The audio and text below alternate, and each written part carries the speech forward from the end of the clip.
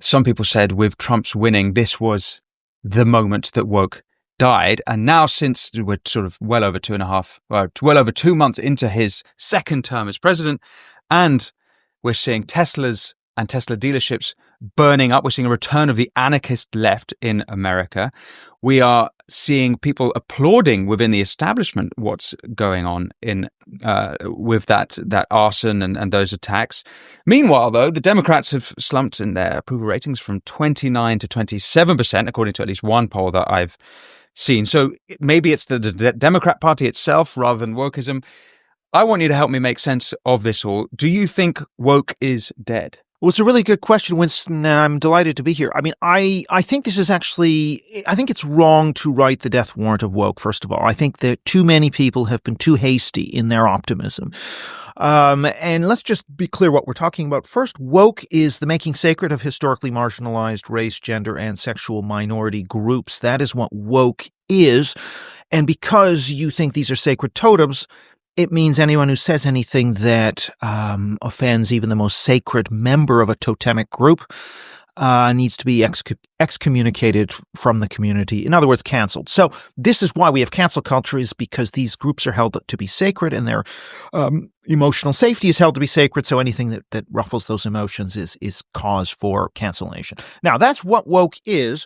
If we take this question of the end of woke, it's complicated. I mean, on the one hand, it is true that in the U.S., companies are cutting back on DEI, they're cutting back on ESG, economic or environmental and social governance. So all of the affirmative action quotas, a lot of the diversity messaging and mandatory diversity training and all of this stuff is being cut back. That's after the executive orders, right? That Trump Some of this actually, no. Some of this actually is either anticipating Trump or even slightly before Trump, actually, which is an important point. And in addition, we also, and of course, however, we did have Ron DeSantis in Florida starting in 2021 with the Stop Woke Act and then spreading to other red states. We did have attacks on ESG and DEI. So you could argue it is a response to that state level activity. It's still a response to Republican political activity. What else do we see? I mean, we do see, editorials in the mainstream papers. Washington Post came out against mandatory diversity statements. You've seen a move in favor of institutional neutrality in universities. So we have seen a number of moves which would indicate that woke has peaked. The other thing, cancellation attempts by the left, as recorded in the FIRE cancellations of professors' data, dramatically down from the peak in around 2020, 2021. So, or we look at social justice terms like white supremacy and patriarchy and white systemic racism and all these sorts of things in the mainstream media and on TV are down. Mm-hmm. So those are all some hard metrics that say, yeah, this thing has peaked. And I would agree with that. I think, has woke peaked? Absolutely. Is it going away? I would say no. And that's maybe my difference. Could it be that the ways in which we've seen woke manifest, let's say in the political sphere with DEI and ESG, or with language, like you say, white supremacy and privilege, and all those manifestations, Me Too, you will remember, that's long gone. I mean, since 2018 was the peak of Me Too, and we haven't seen that come back. It seems to me that we might see new manifestations of the in the same way, for example, that no one uses the word populist anymore or alt-right because they don't work as a slander anymore. Partly because they're not quite correct, and partly because they're deliberately pejorative. But the larger point I'm trying to make is, might woke just come back in a different way? It's the people who are woke see that they're failing with certain tactics, so they retreat and then come back on another onslaught. And that's why when I see the attacks on Tesla, I'm reminded of the BLM riots of 2020. And we're only 2 months in. This could very much escalate. Oh, absolutely. But I think there's something deeper here. One of the reasons I'm skeptical about this claim that woke is a fad, it's fading away, and we won't have to worry about it, is that young people, if you look at the demographics of this, I'll take a question like, should J.K. Rowling be dropped by her publisher? Because she is a, quote, transphobe, right? Okay.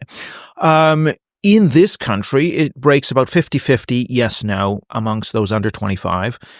Anyone over 45, it's like low single digits who think she should be dropped. We can ask a question like, should a professor who offends students be reported to the administration? 70% of American students polled say yes. Should someone who says trans is a mental disorder or BLM is a hate group be prevented from speaking on campus? It's like between 70 and 80% of American students say yes. So we have... Or another one that would compare by age, James Damore, the Google programmer who got fired, 2/3 of under 25s in Britain and America support that firing, this multinational firing an employee, compared to less than half that amount amongst people over 45. And we have question after question after question like this. So young people twice as woke, roughly. That's a rough number. In some cases, it's more. Is America a racist country? Again, this huge age gradation. And so the problem is, what happens when those people become the median voter in 20 years? Now, you can say, oh, they'll grow out of it. Actually, I think there's good evidence why they won't grow out of it. So I would say a big reason why we're not done with this is because there's been a successful brainwashing of Gen Z and millennials to a large extent into these ideas. And when they become the median corporate leader or et cetera, the culture is going to change. And so it's going to move in a social justice direction away from classical liberalism. Okay, so you are a demographics man. If Daniel Day-Lewis is an oil man, you are the demographics man in Britain.